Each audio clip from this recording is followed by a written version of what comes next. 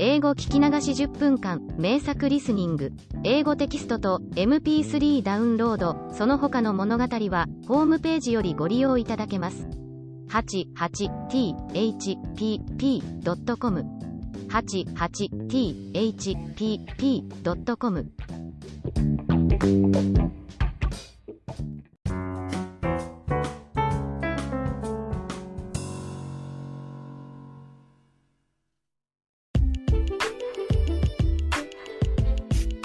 I spent my teenage life at a privileged Catholic school. Most students came from wealthy families and some were famous. As a farmer's daughter, I belonged to the few non-wealthy students. I thought a farming family was regarded as poor and unsophisticated in this school, and tried to hide the fact that I came from one as much as I could. Every time I submitted the paper on which the parents' occupation should be stated, I put my thumb right on the word farming so that other students didn't see it. There was a famous long-standing chain of high-end chestnut snack stores in the city which chain name was the same as my last name, and one day, a student casually said to me, "Your family owns the chain, doesn't it?" While the chain and I happened to share the same name, we actually had no relation. But she sounded so sure as if everyone believed so. It was 3 years since I had entered the school and my concealing operation might have worked. It was possible that no one besides my close friends knew I came from a farming family. I felt confident I looked cool and sophisticated enough for them to think I came from that wealthy family. Hoping their misunderstanding would last, I didn't deny strongly and gave her an ambiguous reply. When I told my mother about it at home, she was very pleased and instructed me to keep them believing that way. I was walking toward the bus stop with my close friend after school one afternoon. When I cracked her up with my jokes and moves as usual, she said laughing, "You look like a peasant." And the next moment, she gasped and added, "I'm sorry."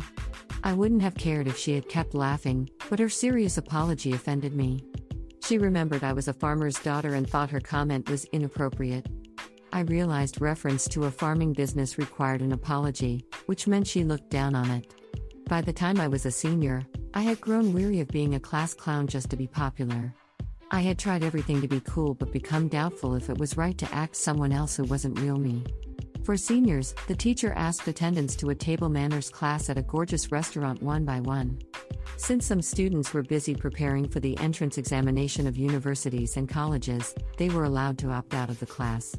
I was one of them, and when my classmate behind me heard me answer not coming, she started giggling.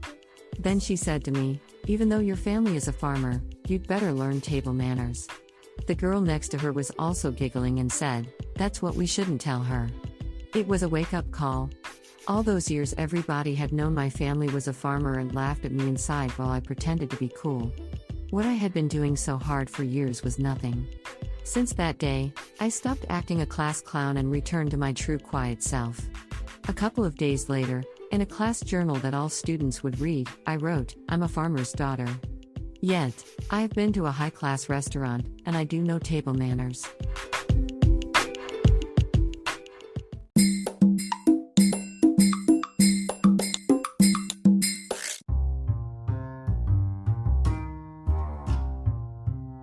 There is a lake a few miles away from my new apartment, and I decided to go there for the first time.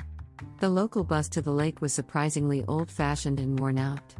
It jolted along a mountain road, ascending higher and higher. The lake lay at the foot of the mountain, surrounded by the fresh green woods. Although I had expected it to be a popular recreation place for locals, it was quite lonely and quiet with only a couple of small spots to eat and shop. One of them was an Italian restaurant, and I had an expensive lunch there as a sole customer. The directory showed that there was a walk around the lake and I tried it. It got steeper and rougher as I walked on, as if I was climbing a mountain. The walk looked exactly like the one in my recurring nightmare, in which I walked along an ever-steepening path and ended up tumbling down the slope every time. I crawled along the walk on all fours so as not to tumble down. Fighting off a fear of heights, I finally got to a suspension bridge over the lake, and the view of the lake from there was breathtaking. On my way home, I mistook the road for the bus stop, and walked all the way home. It took 90 minutes and I was dead on my feet.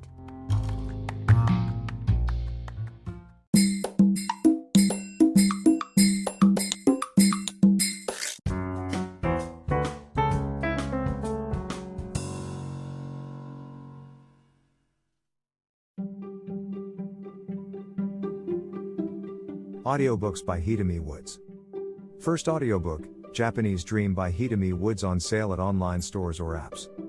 Second audiobook, My Social Distancing and Naked Spa in Japan by Hidemi Woods, on sale at online stores or apps. Apple Books, Audible, Google Play, Nook Audiobooks, 43 available distributors in total.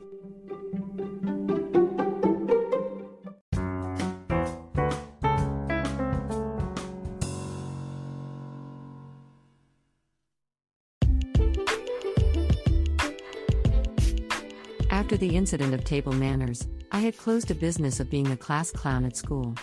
I had stopped making others laugh and hadn't accommodated their requests for jokes anymore. It yielded an immediate effect.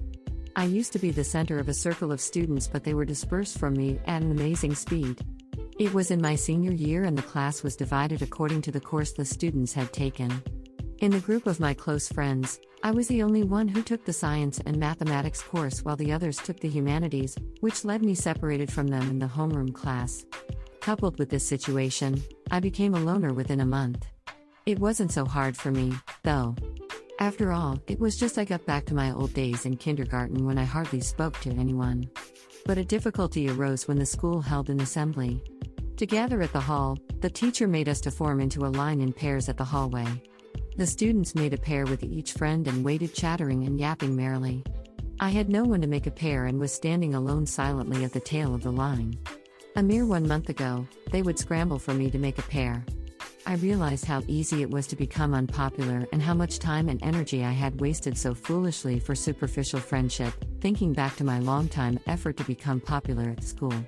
Although I was willing to be unpopular again, I couldn't help feeling empty. I tasted bitter loneliness when I saw a girl walking toward me from the head of the line. She stopped in front of me and said, "Would you like to go with me if you're alone?"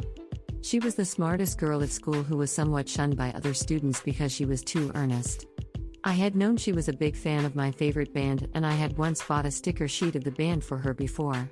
She had been so grateful for that and brought me all her albums of the band to let me make copies. Besides those occasions, we had barely talked to each other. And now, she broke my loneliness completely. While we were walking to the hall side by side, she gleefully said she couldn't believe I was standing alone without a friend, so that she made a pair with me. As for me, I couldn't believe the smartest girl sounded as if she looked up to me. Since then, we became best friends. She had everything I didn't have. She came from a rich family. Her parents were both doctors, and especially her father was a renowned doctor in the medical society. She was smart, nice, sincere and courteous to everyone, even to a bus driver. Compared to her graceful attitude, I looked stupid with a typical rebellious teenage behavior. I understood being cool means a person like her. Still, she always kept admiring me, even respected me for some reason. We shared passion for our favorite band and for study, as she was applying to a medical school and I was to the most famed university in the city.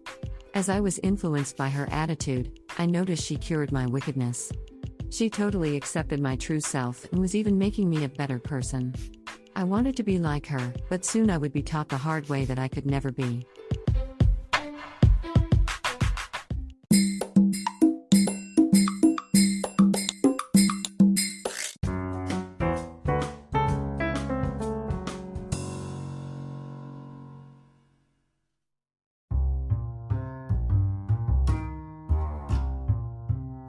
A month has passed since I moved in my new apartment. Although I've been vigorously unpacking, cardboard boxes have still occupied more than half the living room. My handmade soundproof wall has been completed only on one side of the walls in my bedroom/studio that borders on the next door. The positions of my furniture and instruments have been roughly decided for my studio. My old apartment was built on a light steel framework and had very thin walls. I was disturbed by all kinds of noise: rain, wind, cars, kids, neighbors, crows, helicopters, you name it. As my new apartment is built with reinforced concrete, it was supposed to be a lot quieter.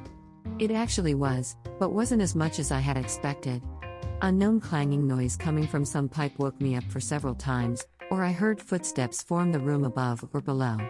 I had probably overestimated reinforced concrete.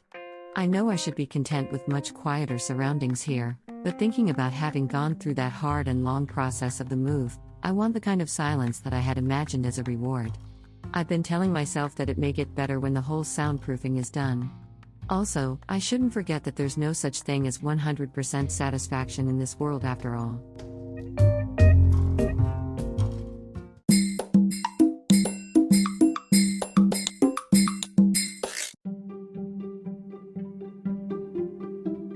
Audiobooks by Hidemi Woods.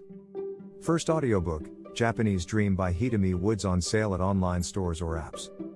Second audiobook, My Social Distancing and Naked Spa in Japan by Hidemi Woods on sale at online stores or apps. Apple Books, Audible, Google Play, Nook Audiobooks, 43 available distributors in total.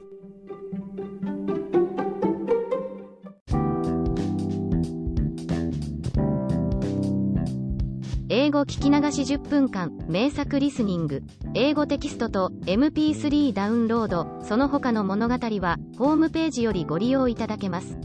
88thpp.com 88thpp.com